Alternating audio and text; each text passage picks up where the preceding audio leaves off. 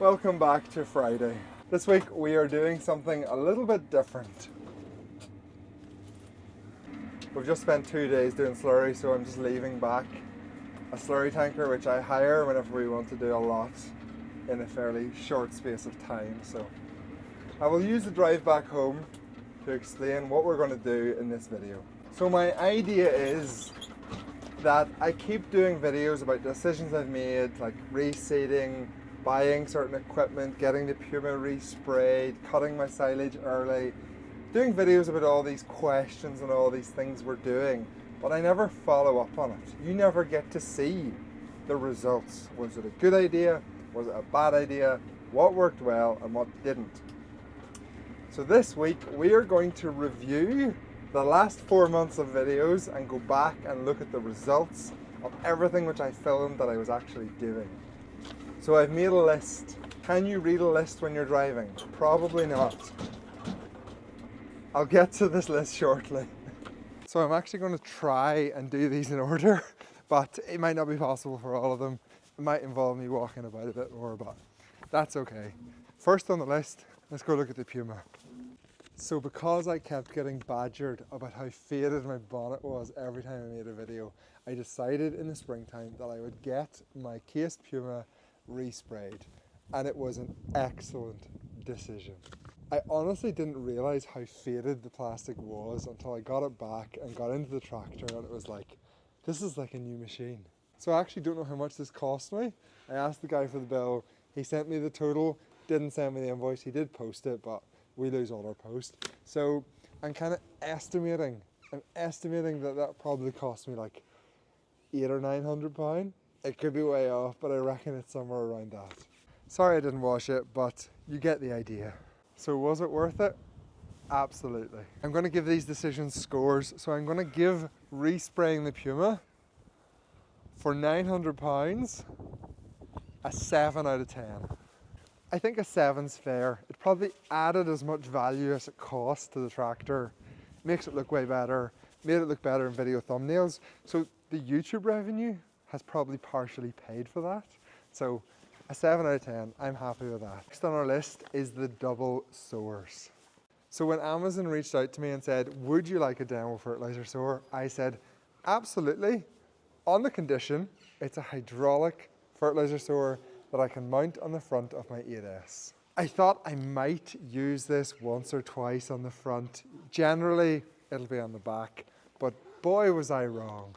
I reckon I'm probably using that on the front of the tractor something like 80% of the time, which has really, really surprised me. So what's actually happening is I'm using the front and the back sower to sow all of my silage ground, whether that is with 2 different fertilizers like polysulfate and urea, or like I done after my second cut, just to carry more fertilizer and to have it better balanced out across the tractor. And when I was sowing my silage ground, I have tended to sow the grazing blocks at the same time and again use the double sowers. So that's kind of why they've ended up on the front so much. So I'll be honest, I expected the 2 sower concept to be a kind of a gimmick, kind of look good in a thumbnail, probably not an actual smart idea.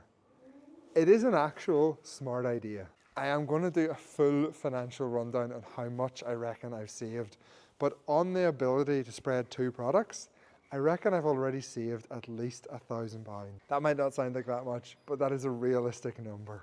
And I've also saved a lot of time. Sowing my second cut, I got 140 acres covered in just 5 hours. All the fertilizer on before I got some lovely heavy rain. My regrowth has been amazing. Only really possible because of the front sower. People have asked me about the weight. It's not too heavy, but when I was using the back sower and cramming it with 2 tons of fertilizer, I had to use a front weight anyway, so why not use the front sower? Next up on the list is grazing early. So let's go look at the very first field we put the cows into.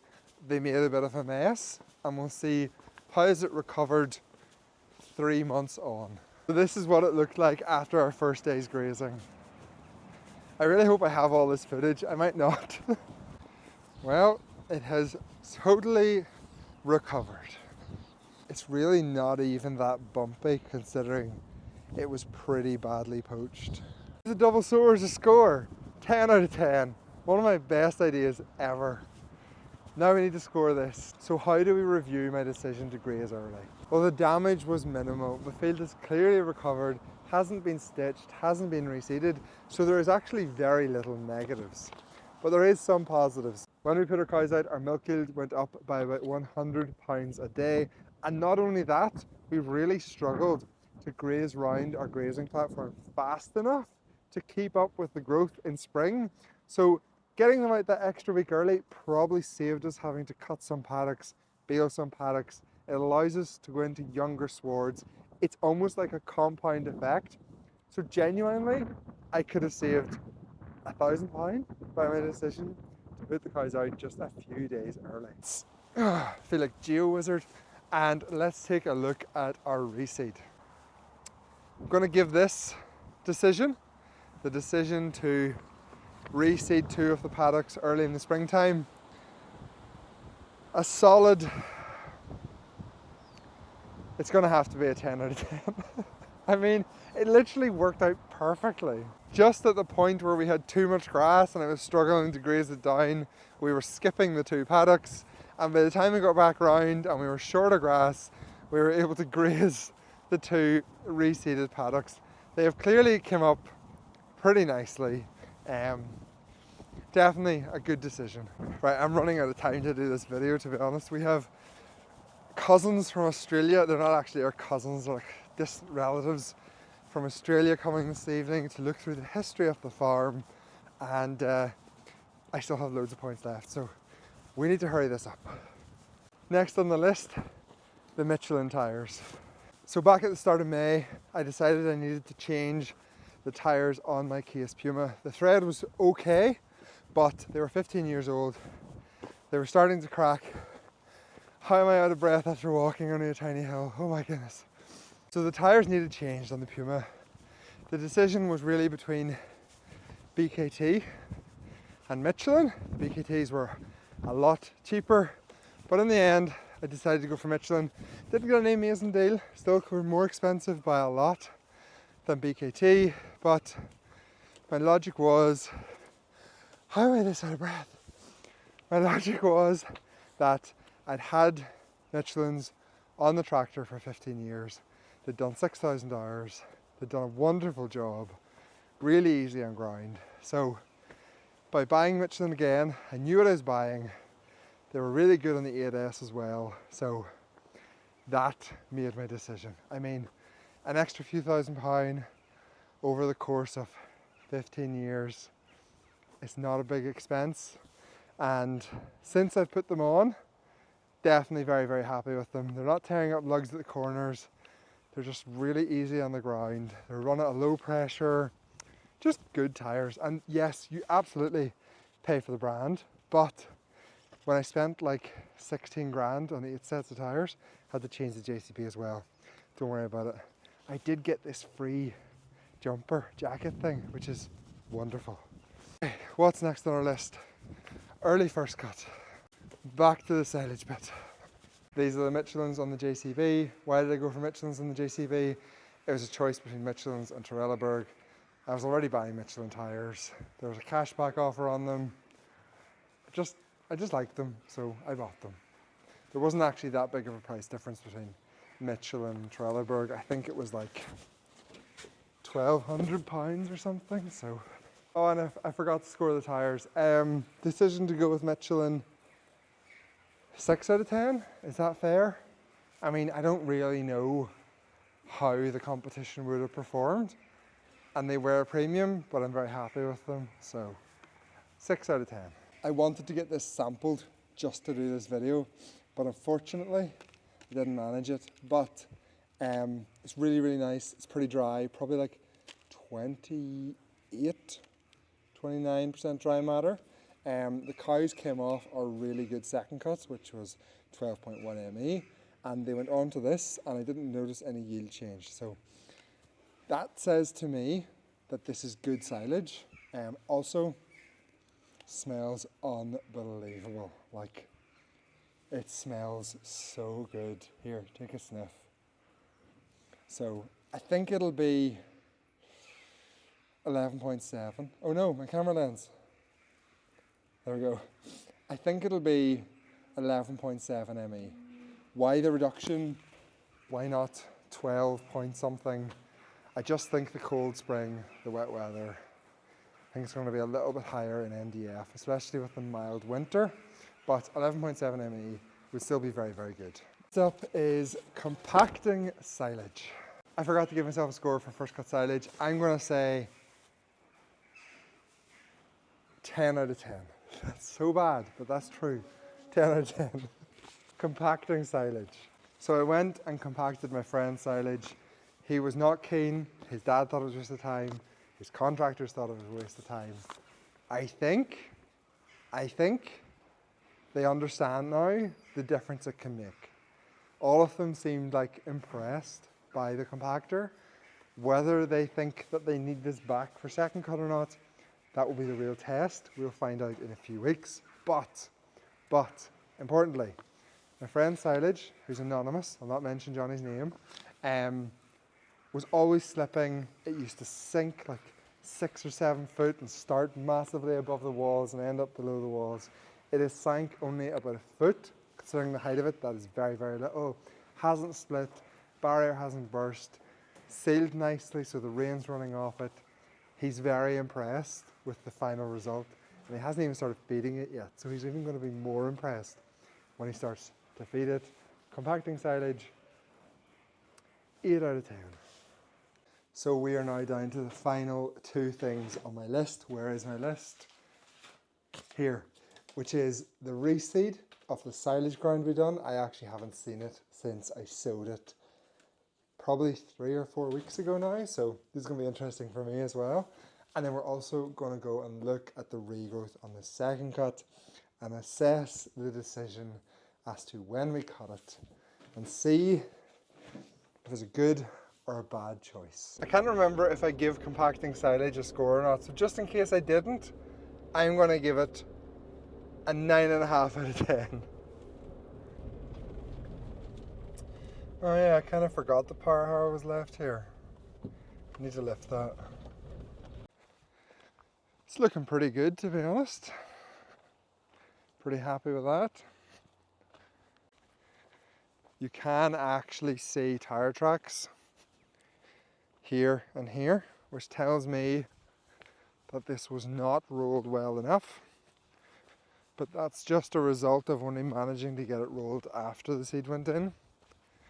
If I go and show you the backfield, you'll see why we roll twice. I'm not really sure what happened here.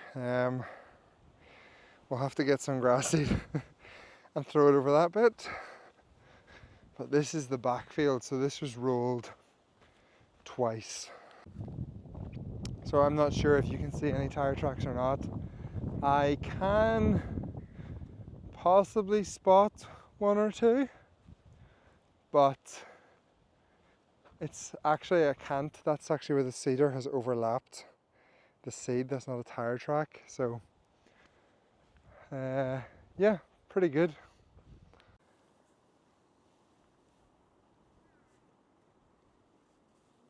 You can't feel this through the camera, obviously, that hasn't been invented yet, but the soil in this field is noticeably firmer underfoot as well. Definitely kind of reinforces my usual thing, which is to roll before and roll after seeding. So what do I score my decision to reseed these 3 fields? I'm getting fed up with things going well. It's not making me look good if I keep giving myself good scores. What's the negatives? What's been the problems with doing this reseed when I did? Well, it was hard to get ploughed, so that's going to knock a wee bit off because I wouldn't have got it cut. So, you know, if I can't plough a field, I'm not going to lift a field. So, actually, you know what? I'm going to say 7 out of 10. Why am I giving myself 7? Well, definitely did leave a few tracks when I sowed this with fertilizer. Maybe could have managed that better somehow. I'm also deducting a point because the guy with the grass seed sower missed that wee bit, so we'll take a point off for that. And we'll take a point off because I wanted to fix a drain and build a lane into this far field, but I never got it done. So we'll take a point off for that as well. 7 out of 10. In last week's video, I actually said no more reseeding, I'm going to be short of silage, but I've already broken that rule. I sprayed off a field on Tuesday to be reseeded, so that's going to be next week's job. I just can't help myself. I just love reseeding a field and seeing the new grass come up and going in there for the first time with the mowers and picking up all the stones with the JF and wrecking the blades. Bad fields, bad grass, compacted soil, just annoys me. It annoys me to the point where I spray a field off on a last minute decision and then I have no choice but to plough it. Anyway, on to our last thing, second cut silage. Let me have a think about some bad decisions that I've made.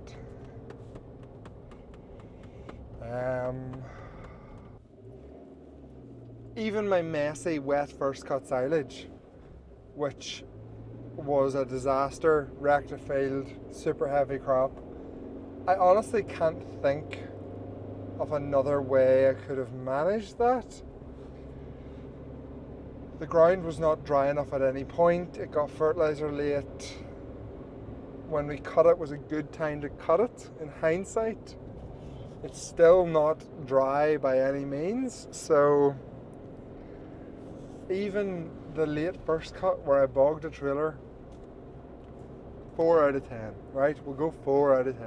Right, so this is our second cut. We mowed this 10 days ago, lifted it 9 days ago, sowed it 7 days ago, and this is how it looks today. Let me just reiterate that.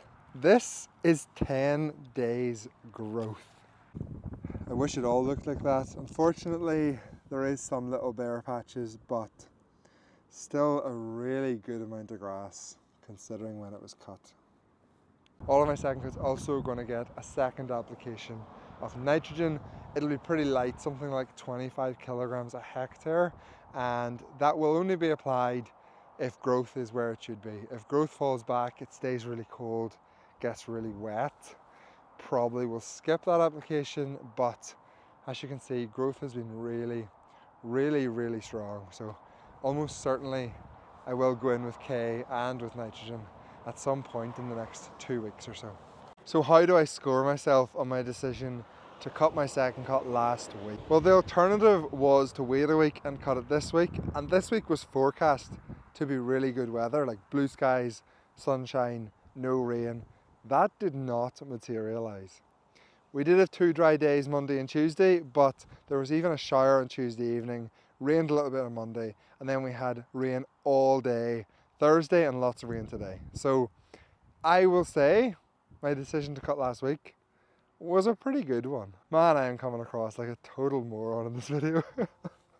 So I'm going to give myself a 9 out of 10 for my decision to cut last week. It allowed me to get it in really good shape. It didn't go to seed. It allowed me to get fertilizer on before some good rain. It allowed me to capitalize on the heat last weekend to get the crop growing again. And I'm really looking forward to an excellent third cut, probably towards the end of July, which is only 4 weeks away. Anyway, thank you all so much for watching again this week. I genuinely really do appreciate it.